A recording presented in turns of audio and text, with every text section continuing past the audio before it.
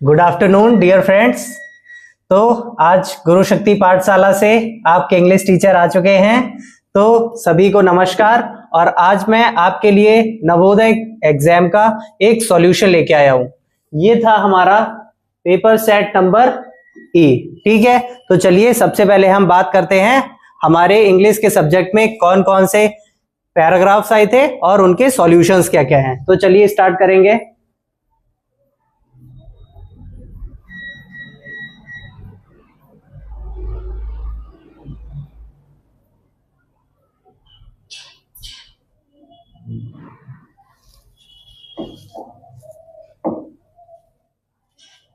तो सबसे पहले है आपका लैंग्वेज टेस्ट और पैसेज नंबर है आपका फर्स्ट। पैसेज फर्स्ट हम रीड आउट करेंगे।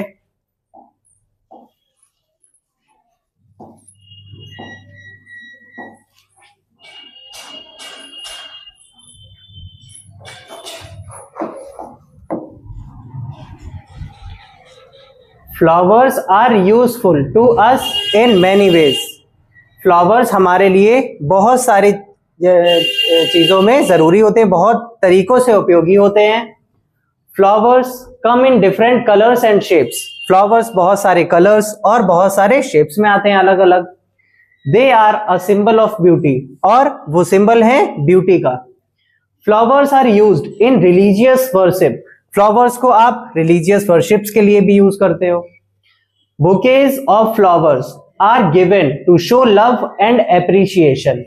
और बुके, फ्लावर्स के जो बुके होते हैं वो लव और एप्रिसिएशन को शो करने के लिए दिए जाते हैं। Flowers are strung as garlands and used to adorn deities and honour celebrities. और फ्लावर्स का यूज आप कैसे करते हो?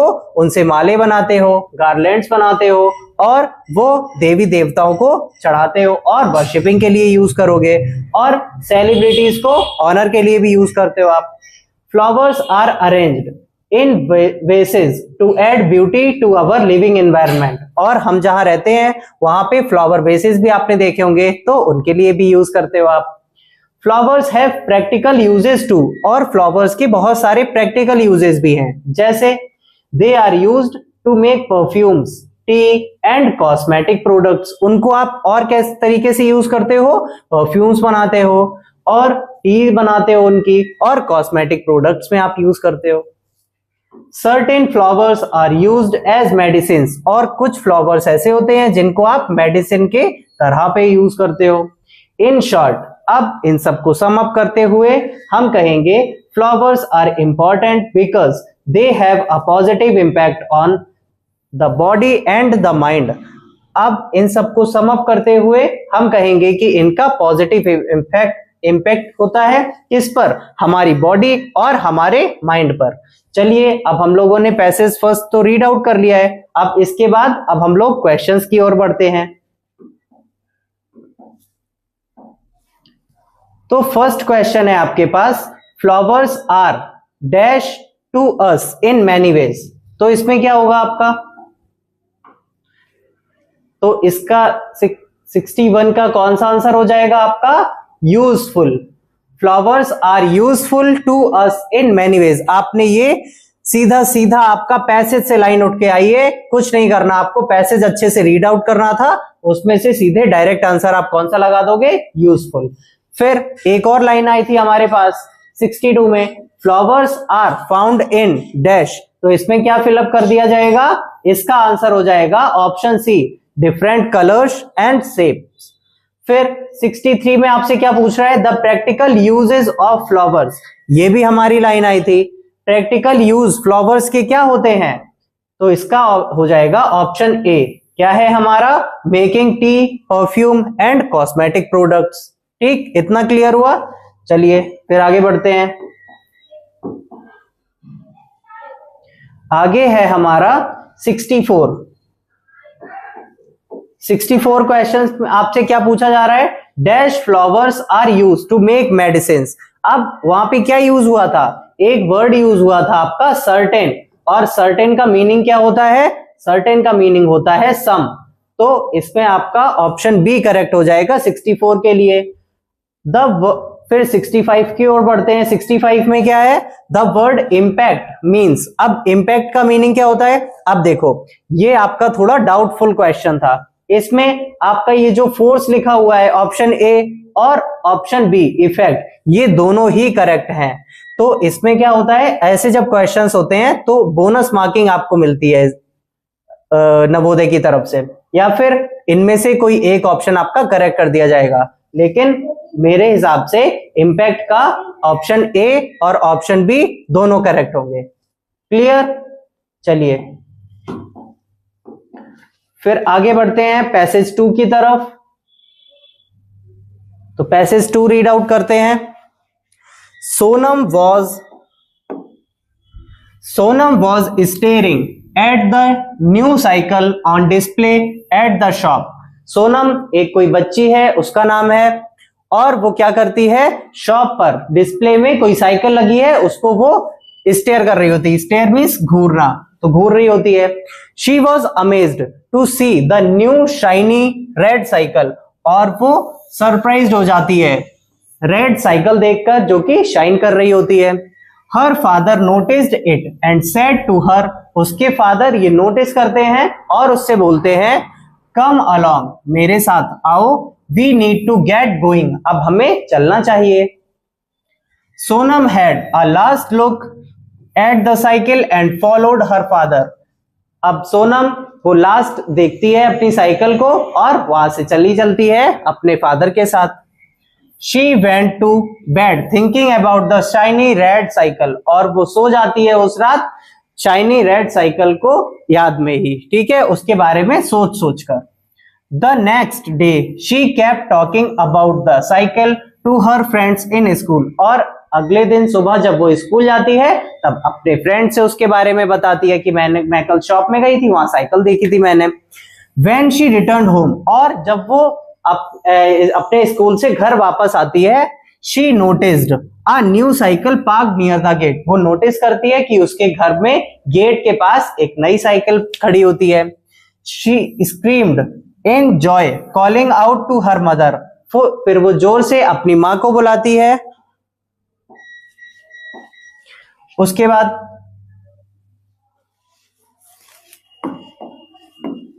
लाइन आती है, her parents came out smiling and told her that it was her birthday gift and gave her the cycle। तब तक उसके पेरेंट्स बाहर आते हैं और उसको स्माइल करके बताते हैं कि ये तुम्हारा बर्थडे गिफ्ट है, और उसको साइकिल गिफ्ट करते हैं। Sonam was delighted and hugged her parents happily, और सोनम बहुत खुश हो जाती है और अपने पेरेंट्स को गले लगा लेती है। तो ये थी आपकी स्टोरी और पैसेज। अब हम इसके सॉल्यूशंस की ओर बढ़ते हैं। फर्स्ट क्वेश्चन है हमारा, Sonam went with her dash. तो यहां पर हम लोगों ने 66 में पैसेज में क्या पढ़ा हुआ होता है, वो किसके साथ जाती है, शॉप में अपने फादर के साथ। तो ऑप्शन बी यहां पर करेक्ट हो जाएगा आपका। 67 Sonam was attracted by the shiny dash cycle in the shop. अब साइकिल का कलर कौन सा होता है, रेड कलर, तो यहां पर क्या फिल कर देंगे, रेड। तो ऑप्शन ए हमारा करेक्ट हो जाएगा 67 क्वेश्चंस के लिए। फिर 68 क्वेश्चन में क्या पूछा जा रहा है, Sonam's parents presented her the new red cycle. Option A क्या लिखा है, एज हर बर्थडे गिफ्ट। तो उसको किस लिए, किस ओकेजन में दी जाती है, बर्थडे गिफ्ट के तौर पर दी जाती है उसको साइकिल। उसके बाद question number 69। Question number 69, Sonam showed her happiness bye.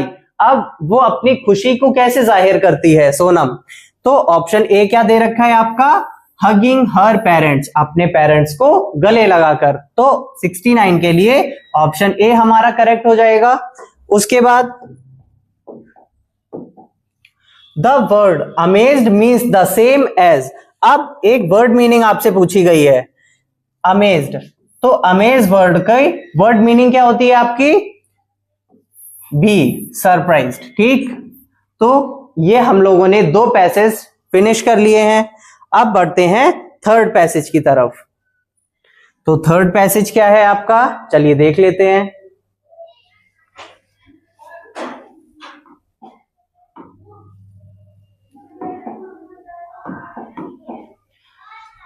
Case behind the thick glass, the most dancer in the world cannot be missed in the National Museum, Delhi. Cased behind thick glasses मतलब मोटी मोटी कांच में क्या रखी हुई है, बंद है। क्या बंद है? The most famous dancer in the world, most famous dancer world की, can not be missed in the national museum Delhi. कहां पर रखी हुई है? नेशनल म्यूजियम दिल्ली में। The dancing girl of Mohenjodaro is a rare artefact made of bronze.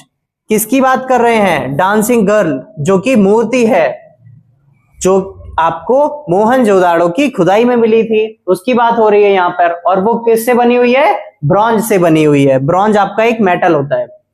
Our school text books also communicate a wealth of our 5000 years heritage of art. और जो हमारी school की टेक्स्ट बुक है उसमें भी उसके बारे में बात की गई है। फिर आगे चलते हैं। A series of bangles of shell, ivory और thin metal adorn her left upper arm down to her fingers. और उसमें क्या है? उसके बैंगल्स हैं, वो चूड़ियां पहन रखी हैं उसने। और वो किस चीज से बनी हुई है? शेल से बनी हुई है, आइवरी से बनी हुई है और थिन मेटल से बनी हुई है। उसको अडोन कर रही है। Adorn means decorate. Her left upper arm down her fingers, और उसका एक्सप्लेनेशन दिया गया है। It is a modern art with a necklace with 3 pendants bunched together and a few bangles above the elbow and wrist on her right hand. ठीक,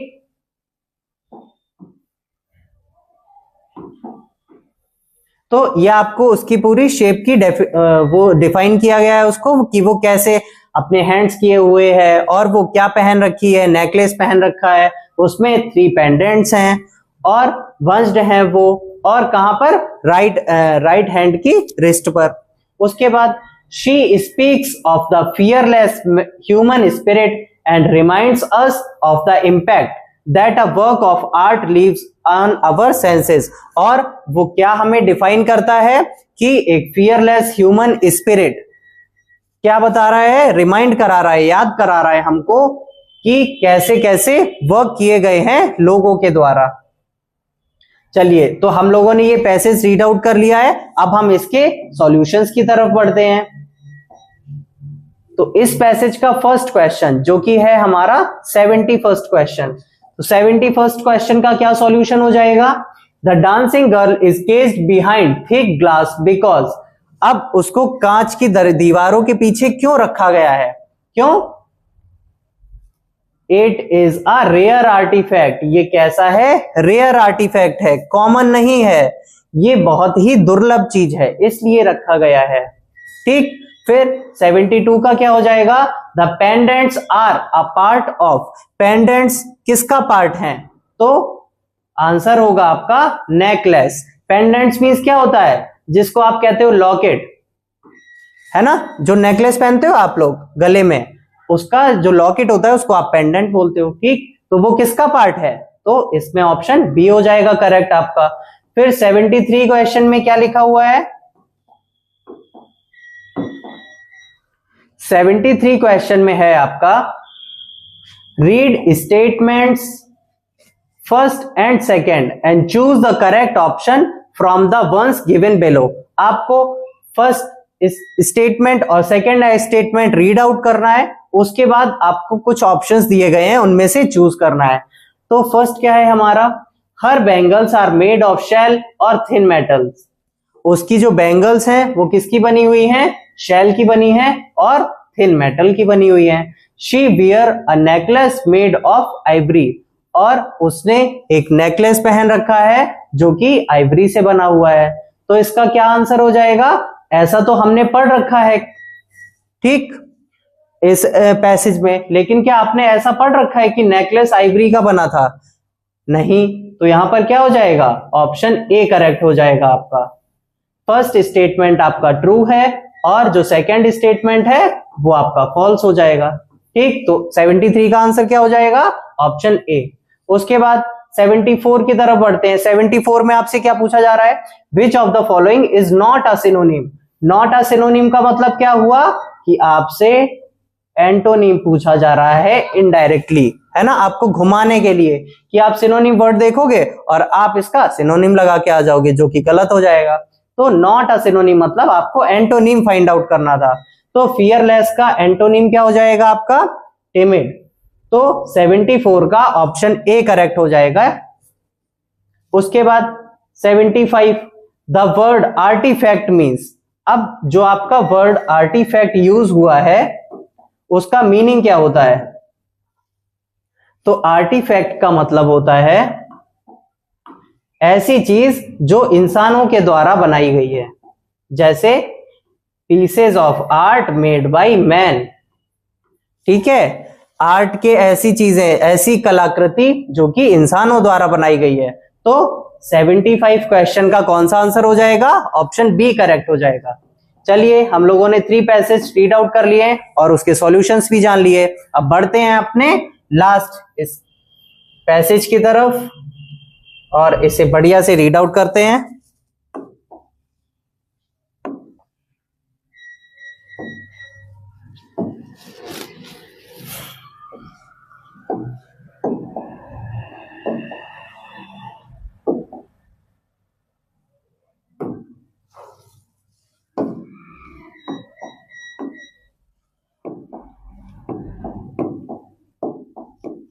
चलिए, तो passage 4 है आपका।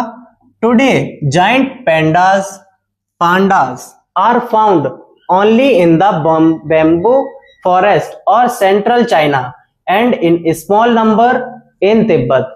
आज ये स्टेंजा आपको पांडास के बारे में दिया गया है। अब बढ़ते हैं अपने 4 पैसेज की तरफ।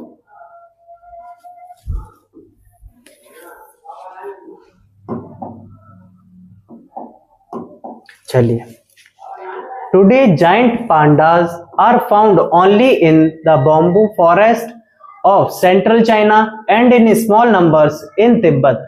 आजकल जाइंट पांडास जो होते हैं वो कहां पर फाउंड आउट किए जा रहे हैं? सेंट्रल चाइना में, और स्मॉल नंबर्स में और छोटी संख्या में कहां पर फाइंड आउट किए जा रहे हैं? तिब्बत में। Bamboo forest provide them food shelter as well as safety. Bamboo forest उन्हें क्या प्रोवाइड करते हैं? फूड प्रोवाइड करते हैं, शेल्टर प्रोवाइड करते हैं और सेफ्टी प्रोवाइड करते हैं। Giant pandas spend most of their time wandering in the bamboo forest. और जो बड़े बड़े विशाल पांडास होते हैं वो अपना जो मोस्ट ऑफ द टाइम है वो घूमने में व्यतीत करते हैं। ठीक है, घूमने में स्पेंड करते हैं, वॉन्डरिंग में स्पेंड करते हैं। कहां पर? बैम्बू फॉरेस्ट में। च्यूइंग बैम्बू शूट्स, और जो बैम्बू शूट्स होती हैं, जो तने होते हैं उनके, उनको चबाते रहते हैं। As they feed only on bamboo shoots and that too in huge quantities there isn't always enough food for them. और जैसा कि उनका केवल फूड क्या है? बैम्बू शूट, तो वो उतना ज्यादा प्रोवाइड हम लोग नहीं करवा पाते, तो इसलिए हमेशा इनफ फूड नहीं होता है उनके लिए। फिर आगे, due to excessive hunting and destruction,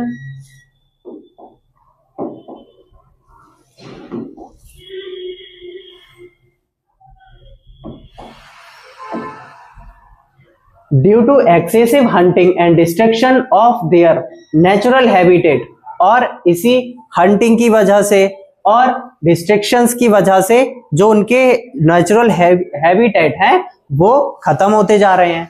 these exotic animals are nearing extinction, और ये भी जो एक्सोटिक एनिमल्स हैं, जो पांडास हैं, वो भी धीरे धीरे खत्म होते जा रहे हैं।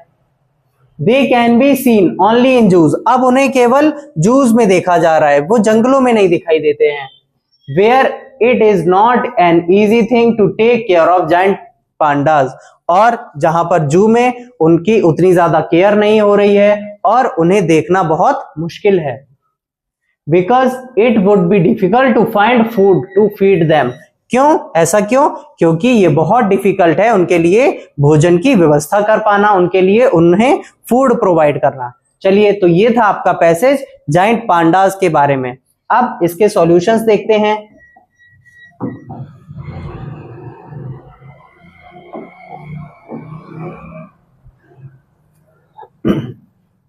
क्वेश्चन 76 है आपका, why is it difficult to take care of giant panda in a zoo? Zoo में उनकी केयर करना क्यों मुश्किल है, ये क्यों डिफिकल्ट है?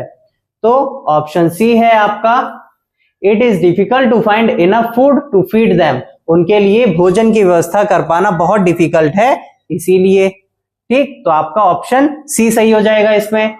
फिर आता है question 77, what is the staple food of giant pandas? Giant pandas का स्टेपल फूड क्या है, उनका फूड क्या है मेनली? तो आंसर हो जाएगा आपका बैम्बू शूट्स, जो कि है आपका ऑप्शन बी। फिर 78 की तरफ बढ़ते हैं।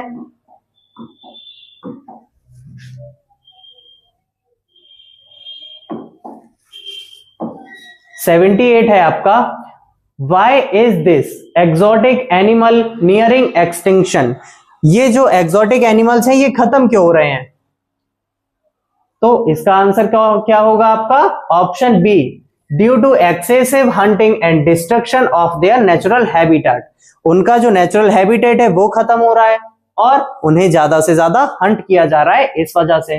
तो 78 का ऑप्शन बी करेक्ट हो जाएगा। 79 क्वेश्चन क्या है, Which of the following words is an antonym of the word giant? जो पैसेज में आपका giant वर्ड यूज किया गया था उसका एंटोनिम क्या है? तो giant मीन्स होता है बहुत बड़ा, वेरी बिग, और इसका ऑप्शन क्या हो जाएगा? इसका एंटोनिम क्या हो जाएगा? टिनी। टिनी मतलब क्या होता है? Very small. तो 79 का ऑप्शन सी करेक्ट हो जाएगा। फिर बात करते हैं 80 क्वेश्चन की, जू इज अ प्लेस वेयर। अब जू कौन सी जगह होती है जहां पर क्या किया जाता है?